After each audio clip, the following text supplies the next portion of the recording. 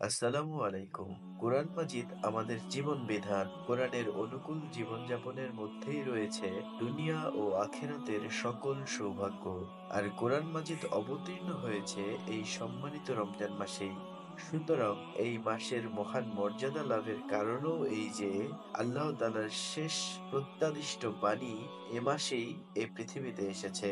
অন্যদিকে এই কথাও বলা যায় যে মহাপবিত্র গ্রন্থ কোরআন নাজিলের জন্য রমজান শরীফের মতো মহাবরকতের মাসই ছিল উপযুক্ত সময়।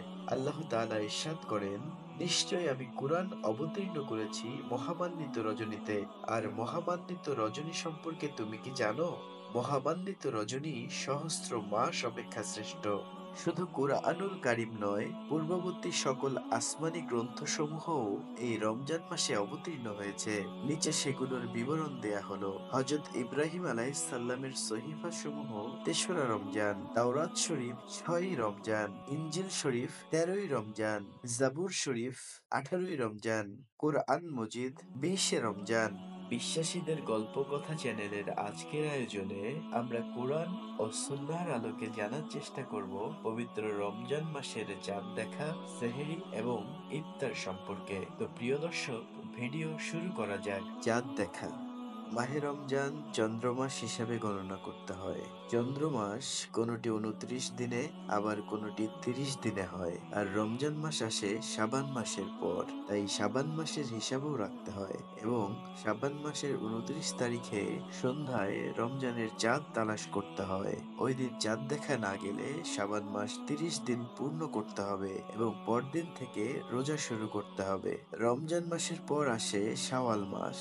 শাওয়ালের চাঁদ দেখা গেলেই রোজা শেষ। তাই ২৯শে রমজান সন্ধ্যায় শাওয়ালের চাঁদ তালাশ করতে হয়। ওই দিন চাঁদ দেখা না গেলে রমজান ৩০ দিন পূর্ণ করতে হয়। জ্যোতিষীর গণনার উপর চাঁদ দেখা না দেখা নির্ভর করা উচিত নয়। চাঁদ দেখার সময় ইশারা করা মাকরুহ। চাঁদ বড় বা ছোট এরকম আলোচনা নিষেধ। বর্তমান সময়ে প্রতিটি দেশে চাঁদ দেখা কমিটি রয়েছে। কমিটিতে দিনদার আলেম ব্যক্তিও আছেন। সুতরাং চাঁদ দেখা কমিটির ঘোষণা মোতাবেক আমল করতে কোনো দোষ নেই। সেহরি। সেহরি খাওয়া মুস্তাহাব, এতে অনেক সওয়াব রয়েছে। সেহরির প্রকাশ্য উপকার এই যে এর দ্বারা রোজা রাখার কষ্ট কম হয়। সেহরি রোজা রাখতে উৎসাহিত করে। উপর্যুপরি রোজার ক্লান্তি আসে না, মনে দুর্বলতা আসে না। এই সমস্ত হচ্ছে রোজার প্রকাশ্য উপকার। আর আভ্যন্তরীণ প্রকৃত উপকার এই যে সেহরির সময় আল্লাহ তাআলার বিশেষ রহমত বর্ষিত হয়। এ সময় দোয়া কবুল হয়।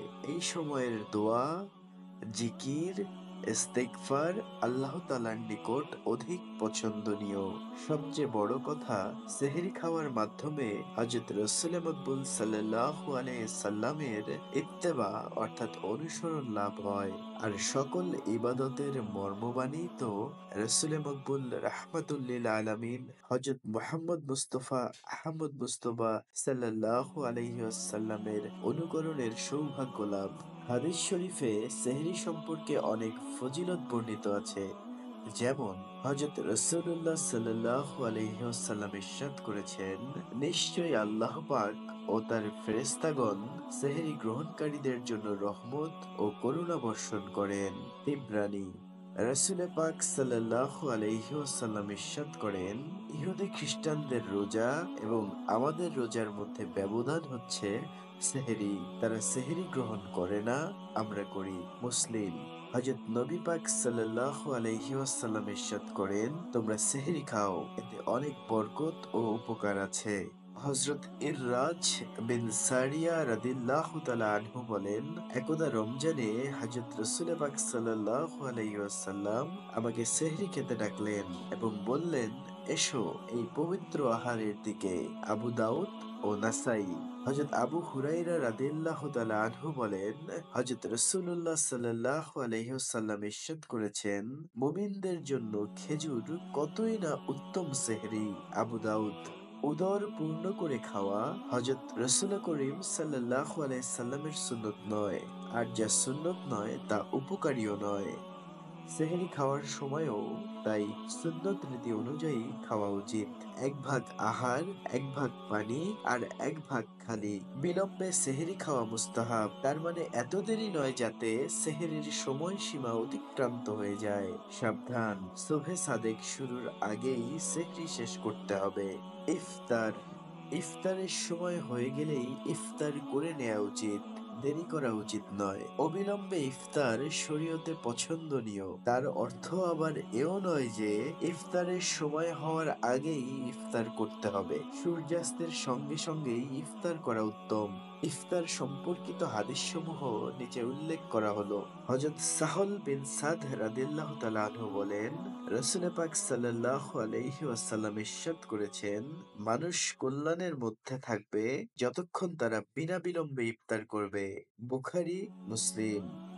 হযরত ওমর রাদিয়াল্লাহু তাআলা আনহু বলেন, হযরত নবী পাক সাল্লাল্লাহু আলাইহি ওয়াসাল্লাম ইরশাদ করেছেন, যখন এই অর্থাৎ পূর্ব দিক থেকে রাত আসতে থাকবে আর এই অর্থাৎ পশ্চিম দিক থেকে দিন চলে যেতে শুরু করবে, অর্থাৎ সূর্য ডুবে যাবে, তখনই রোজাদার ইফতার করবে।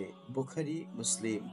হযরত আবু হুরায়রা রাদিয়াল্লাহু তাআলা আনহু এর বর্ণনা, রাসূল মকবুল সাল্লাল্লাহু আলাইহি ওয়াসাল্লাম ইরশাদ করেছেন, আল্লাহ তাআলা জানিয়েছেন, আমার বান্দাদের মধ্যে আমার নিকট অধিকতর প্রিয় তারাই যারা অবিলম্বে ইফতার করে। তিরমিজি।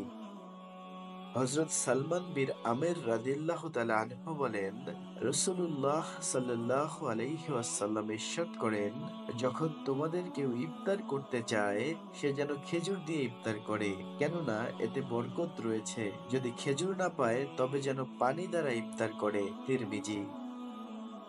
হযরত যায়েদ বিন খালেদ রাদিয়াল্লাহু তাআলা আনহু এর বর্ণনা, হযরত নবী পাক সাল্লাল্লাহু আলাইহি ওয়াসাল্লাম ইরশাদ করেছেন, যে ব্যক্তি রোজাদারকে ইফতার করিয়েছে অথবা কোনো গাজীকে জিহাদের সামগ্রী দান করেছে তাদের সওয়াব একই রকম। বাইহাকী।